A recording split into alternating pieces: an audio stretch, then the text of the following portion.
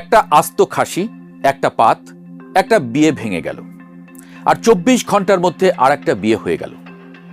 প্রশ্ন হলো, বিয়েটা কার ছিল, বরের নাকি খাসির?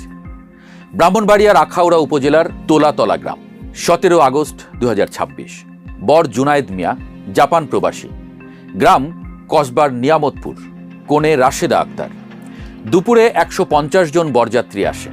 বরকে ফুল দিয়ে বরণ করা হয়, তারপর স্পেশাল ডালায় খাবার দেওয়া হয় বর, বরের ভাই, চাচার জন্য। সেখানেই আটকে যায় সব। বরের দাবি, আস্ত খাসি নেই কেন? কথা কাটাকাটি। কনের বাবা শফিকুল ইসলাম বলছেন, আস্ত খাসির কথা আগে বলা হয়নি। শেষমেশ ভেঙে যায় বিয়ে। কনের বাবার সাফ কথা, যে ছেলে সামান্য খাসির জন্য মুরব্বীদের সঙ্গে বেয়াদবি করতে পারে, তার কাছে মেয়ে বিয়ে দেব না। বর বলছেন অন্য কথা। ফেসবুকে লিখেছেন, পূর্ব নির্ধারিত অ্যামাউন্টের চেয়ে 10 গুণ অতিরিক্ত কাবিন দাবি করা হয়েছে। দিতে রাজি না হওয়ায় বের করে দেওয়া হয়েছে। পরদিন রাত 11টায় কসবার নিয়ামতপুর গ্রামে কনের মামার বাড়িতে আর এক বিয়ে।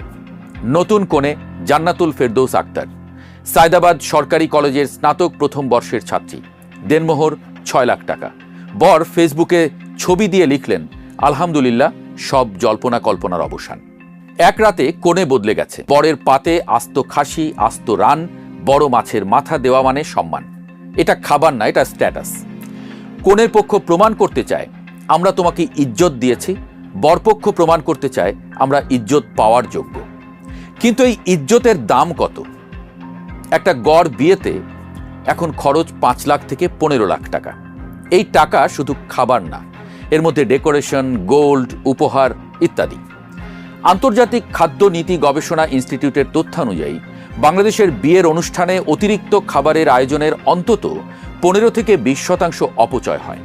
এই অপচয়ের মূল কারণ কেবল বরপক্ষকে তুষ্ট করার প্রদর্শনী থেকে। আর এই খরচের চাপে সহিংসতা হয়। শরীয়তপুরের ভাঙ্গা উপজেলায় এরকমই একটি ঘটনায় মাংস কম দেওয়ায় সংঘর্ষে 10 জন আহত। মৌলভীবাজারে বিয়েতে মুরগি দেওয়ায় 12 জন আহত। মানে খাবার নিয়ে মারামারি নতুন না।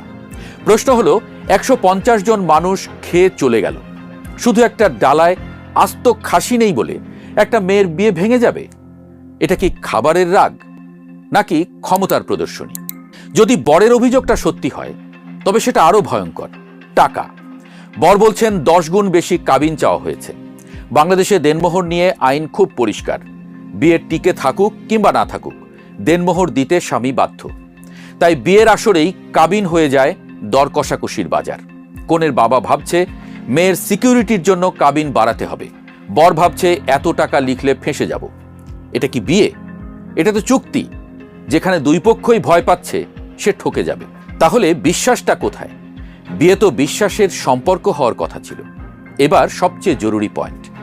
প্রথম কনে রাশেদা, দ্বিতীয় কনে জান্নাতুল। দুজনের কেউ জুনায়েদকে চেনে না, জুনায়েদও তাদের চেনে না। এক বাবা সিদ্ধান্ত নিল এই ছেলের সঙ্গে মেয়ে দেব না।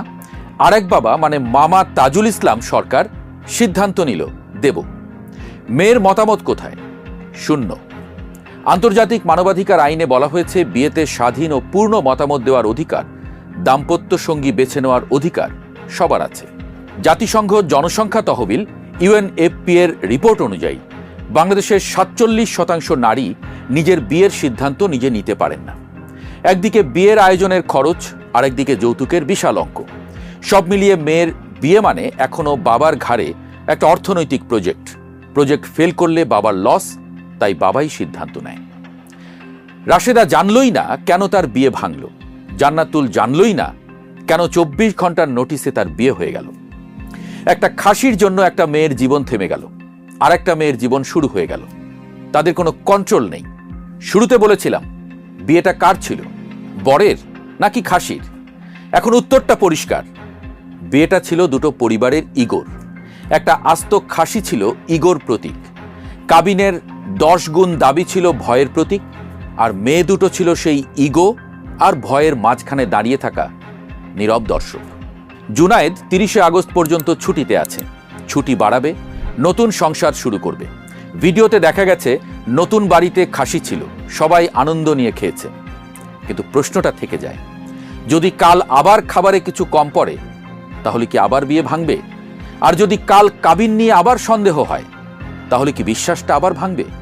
আর সবচেয়ে বড় প্রশ্ন, আমরা কবে মেয়েটাকে জিজ্ঞেস করব, মা তুমি এই বিয়েতে রাজি? কারণ বিয়ে খাসির না, বিয়ে কাবিনেরও না, বিয়ে দুটো মানুষের। এই গল্পে সবকিছুই ছিল, শুধু সেই মানুষ দুটোই ছিল না।